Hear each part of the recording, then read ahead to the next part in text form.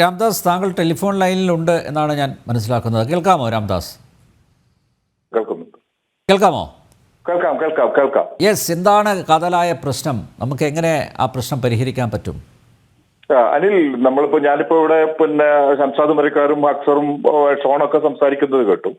അതിൽ ഇത്ര വളരെ ഗൗരവമുള്ള ഒരു വിഷയമായിട്ടും യഥാർത്ഥത്തിൽ എന്തുകൊണ്ടാണ് അതിന് അർഹമായ ഈ വിഷയത്തിൽ, അത് വയനാട്ടിലെ മാത്രം പ്രശ്നമല്ല, കേരളത്തിലാകെ തന്നെ ഈ പ്രശ്നം നിലവിലുണ്ട്. മാൻ അനിമൽ കോൺഫ്ലിക്ട് നിലവിലുണ്ട്. ഇതൊരു റിയാലിറ്റിയാണ്. ഈ റിയാലിറ്റിയെ അഡ്രസ് ചെയ്യാൻ കേരളത്തിലുള്ള ഒരു രാഷ്ട്രീയ പാർട്ടി തയ്യാറായില്ല എന്നുള്ളതാണ് ഏറ്റവും പ്രധാനപ്പെട്ട സങ്കടകരമായ കാര്യം.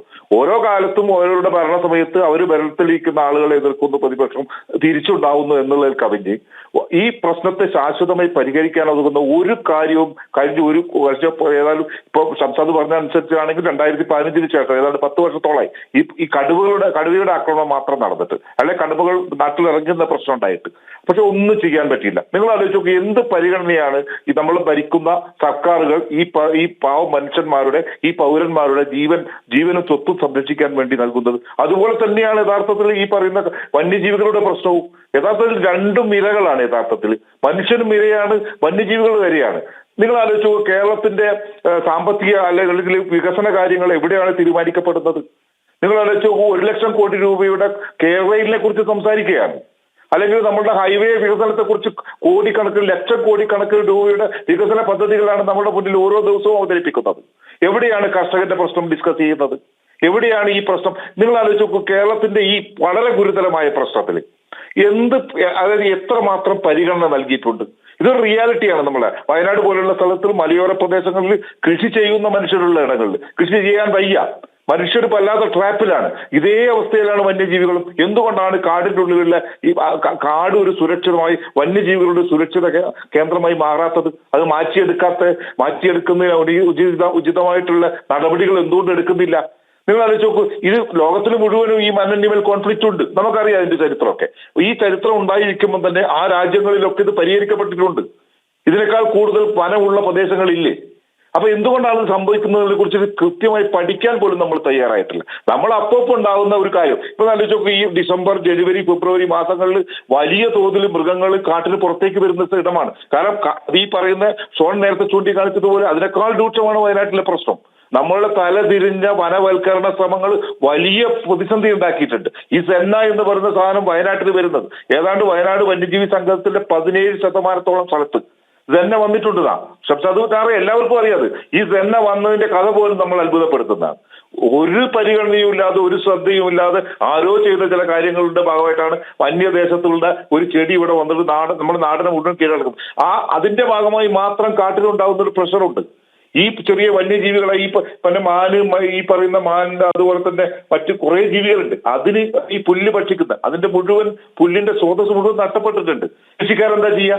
ഇവിടെ യഥാർത്ഥത്തിൽ പരിഹരിക്കേണ്ട വിഷയം എന്ന് പറഞ്ഞിട്ട് ഇതിനെക്കുറിച്ച് ഇത് പരിഹരിക്കേണ്ട ഇതൊരു പ്രശ്നമാണെന്നും ഇത് വളരെ ഗൗരവത്തിലുള്ള വിഷയമാണെന്നും അത് മനസ്സിലാക്കിയിട്ട് അതിനുതകുന്ന പരിപാടികൾ കേരളത്തിലെ വന്യജീവി ഈ വനം മനുഷ്യരും മൃഗങ്ങളും തമ്മിലുള്ള സംഘർഷത്തിന്റെ വ്യാപ്തി എത്രത്തോളം ഉണ്ടെന്ന് മനസ്സിലാക്കാൻ പോലും നമ്മൾ ഗവൺമെന്റുകൾ തയ്യാറാവുന്നില്ല. എന്തുകൊണ്ടാണ് ഇത് ചെയ്യാത്തത്? നിങ്ങൾ ആലോചിച്ച് നോക്കൂ, ഓരോ വിഷയം ഉണ്ടാകുമ്പോൾ അവിടെ വരുന്നു. ഇപ്പൊ ഞാൻ പറയാം, ഒരു കടുവയെ വെടിവെച്ച് വന്നാൽ തീരുന്ന പ്രശ്നമാണോ അത്?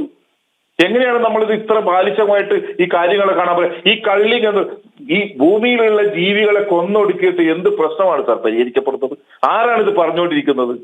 ഇങ്ങനെ അതായത് നമ്മളെ ഭരിക്കാൻ പോകുന്ന ആളുകളാണ് പറയുന്നത്. ഈ കള്ളിങ് എന്ന് പറയുന്ന സ്ഥാനത്താൽ അത് എങ്ങനെയാണ്? നമ്മളിതിന്റെ ഒരു സ്റ്റാറ്റിക്സ് നമ്മുടെ കയ്യിലുണ്ടോ? നമ്മൾ എന്ത് ശാസ്ത്രീയ നിഗമനം വെച്ചിട്ടാണ് ഒരു ജീവിയെ കൊല്ലണമെന്ന് നമ്മൾ പറയുന്നത്? ഈ പറയുന്ന നമുക്കറിയാം, വയനാട്ടിലേക്കുള്ള വയനാട്ടിലെ കാടുകളിൽ മാത്രമല്ല, വയനാട്ടിലും വലിയ തോതിൽ പ്രതിസന്ധി. നിങ്ങൾ ആലോചിച്ച് നോക്കൂ, നമ്മളുടെ ചൂരൽമല ഉരുൾപൊട്ടലുണ്ടായില്ല, 5 മാസം കഴിഞ്ഞു. നമ്മൾ എന്താണ് അവിടെ നമ്മൾ സ്വീകരിച്ചിരിക്കുന്നത്? ഇതേ സമീപനം തന്നെയാണ്. നമുക്ക് പണമില്ല എന്ന് പറയുന്നു, പക്ഷെ പണം മറ്റിടങ്ങളിൽ ചെലവഴിക്കുന്നുണ്ടല്ലോ. കോടിക്കണക്കിന് രൂപ ചെലവഴിക്കുന്നില്ലേ? ലക്ഷം കോടിക്കണക്കിന് രൂപയുടെ വികസന പദ്ധതികൾ പ്രഖ്യാപിക്കുന്നില്ലേ? എന്തുകൊണ്ടാണ് ഇത്തരത്തിലുള്ള അതായത് മനുഷ്യരുടെ ജീവനെ ബാധിക്കുന്ന പ്രശ്നങ്ങളിൽ എന്തുകൊണ്ട് ഇടപെടാൻ കഴിയുന്നില്ല? സാർ, ഇവിടെയാണ് നമ്മൾ പറയാം. ഇപ്പൊ ജില്ലാ പഞ്ചായത്തിന്റെ കാര്യം, ജില്ലാ പഞ്ചായത്തിന്റെ പദ്ധതി വിഹിതത്തിൽ ഈ പറയുന്ന പദ്ധതി വിഹിതമാണ് സാങ്കേതികമായ കാര്യത്തെക്കുറിച്ചല്ല ഞാൻ പറയുന്നത്. എത്ര ശതമാനം പണം വയനാട്ടിലെ ജില്ലയിൽ ഇതിനു വേണ്ടി ചെലവഴിച്ചിട്ടുണ്ട്? ഈ പ്രശ്നങ്ങൾ പരിഹരിക്കാൻ വേണ്ടി ചെലവഴിച്ചിട്ടുണ്ട്? സ്വയം വിലയിരുത്താൻ തയ്യാറാവണ്ടേ? ഇത് ഞാൻ പറഞ്ഞത് വയനാട് ജില്ലയിൽ അനുവദിച്ചു കിട്ടുന്ന പണത്തിന്റെ മാത്രം കണക്കല്ല, അല്ലെങ്കിൽ അവിടുത്തെ ഭരണക്രമത്തിന്റെ മാത്രം. ഇതൊരു റിയാലിറ്റിയാണ് സാർ. വയനാട്ടിലെ ഏതാണ്ട് 24 പഞ്ചായത്തുകളിൽ മുഴുവൻ പഞ്ചായത്തും 1-2 പഞ്ചായത്തുകൾ മാത്രമാണ് വനത്തിന്, അതായത് കാടുമായിട്ട് ബന്ധമില്ലാതെ നിൽക്കുന്നത്. അവിടെയല്ലാതെ ബാക്കി എല്ലായിടങ്ങളിലും ഈ പ്രശ്നമുണ്ട്. ഇത് എന്തുകൊണ്ടാണ്? ഇതിന് എന്തെങ്കിലും തരത്തിലുള്ള ഒരു പരിഹാരം, ശാശ്വതമായ ഒരു പരിഹാരത്തെ കുറിച്ച് ചിന്തിക്കാൻ പോലും നമുക്ക് തയ്യാറില്ല. നമ്മൾ ചെലവഴിക്കുന്ന പണം ഇത്ര പണം ചെലവഴിച്ചാൽ മതിയോ? എത്ര പണമാണ്? നിങ്ങൾ ആലോചിച്ച് നോക്കൂ, നമ്മളൊരു ആനയെ, ഈ പറയുന്ന നാട്ടിലിറങ്ങുന്ന ഒരു ആനയെ തിരിച്ച് കാട്ടിലെത്തിക്കാൻ ചെലവഴിക്കുന്ന പണം എത്രയാണ്? ഈ പണം ചെലവഴിക്കുന്നതിന് പകരം അത് വരാതിരിക്കാനുള്ള ശ്രമം എന്തുകൊണ്ട് നമുക്ക് നടത്തിക്കൂടാ? കാടിനുള്ളിൽ നടത്തുന്ന, നിങ്ങൾ ആലോചിച്ച് നോക്കൂ, ഈ പറയുന്ന നമ്മൾ ഒരുപാട് ഇപ്പൊ വയനാട്ടിൽ ഈ വന്യജീവി സങ്കേതത്തിനകത്തെ ഈ പറയുന്ന ഏക ഇന തോട്ടങ്ങളുണ്ട്. ഈ തോട്ടങ്ങൾ വെട്ടിമാറ്റണം എന്നുള്ള വലിയ ആവശ്യങ്ങൾ നമ്മളെ ഭരണകക്ഷി ഉൾപ്പെടെയുള്ള ആളുകൾ നടത്തുന്നുണ്ട്. ഇപ്പൊ CPM-ന്റെ ഒക്കെ വലിയ പ്രകടനം, വലിയ ആവശ്യങ്ങൾ ഉന്നയിക്കപ്പെട്ടിട്ടുണ്ട്, സമരം നടത്തപ്പെട്ടിട്ടുണ്ട്. എന്തുകൊണ്ടാണ് ഇത് ചെയ്യാത്തത്? ആരാണ് ഇവിടെ പ്രതിയോഗികൾ? ആർക്കാണ് ഇതിന് വിയോജിപ്പുള്ളത്? ഈ പറയുന്ന നമ്മൾ കേരളത്തിലുള്ള എല്ലാ രാഷ്ട്രീയ പാർട്ടികൾക്കും, ഭരണത്തിലുള്ളതും അല്ലാത്തതുമായ മുഴുവൻ രാഷ്ട്രീയ പാർട്ടികൾ ഒരേ അഭിപ്രായമാണുള്ളത്. പക്ഷെ എന്നിട്ട് എന്താണ് നടക്കാതെ പോകുന്നത്? അപ്പോൾ നമ്മളെ പരിഗണന ഇവിടെയൊന്നുമല്ല. നമ്മളെ പരിഗണന എന്നാൽ ഈ പാവപ്പെട്ട കർഷകന്റെ, ഈ നാട്ടിലെ ഏറ്റവും അടിസ്ഥാന വർഗത്തിലുള്ള ഏറ്റവും പാവപ്പെട്ട മനുഷ്യന്റെ, കർഷകന്റെ, അതുപോലെ തന്നെയാണ് യഥാർത്ഥത്തിൽ വന്യജീവികളുടെ ജീവന് ഒരു വിലയുമില്ല. ഇത് പരസ്പരം തർക്കിച്ചും അതായത് പരസ്പരം സംഘർഷത്തിൽ ഏർപ്പെട്ട് ഇല്ലാതാവട്ടെ എന്ന് പറയുന്ന ക്രൂരമായിട്ടുള്ള ഒരു നിസ്സംഗതയാണ് യഥാർത്ഥത്തിൽ എല്ലായിടത്തും കാണുന്നത്. പാവപ്പെട്ട മനുഷ്യനാണ് സാർ ഇതിനെ ഇരയാവുന്നത്. അതെ, ശരിയാണ്, 100% ശരിയാണ്. താങ്കൾ യാഥാർത്ഥ്യങ്ങൾ തുറന്നു പറഞ്ഞിരിക്കുന്നു.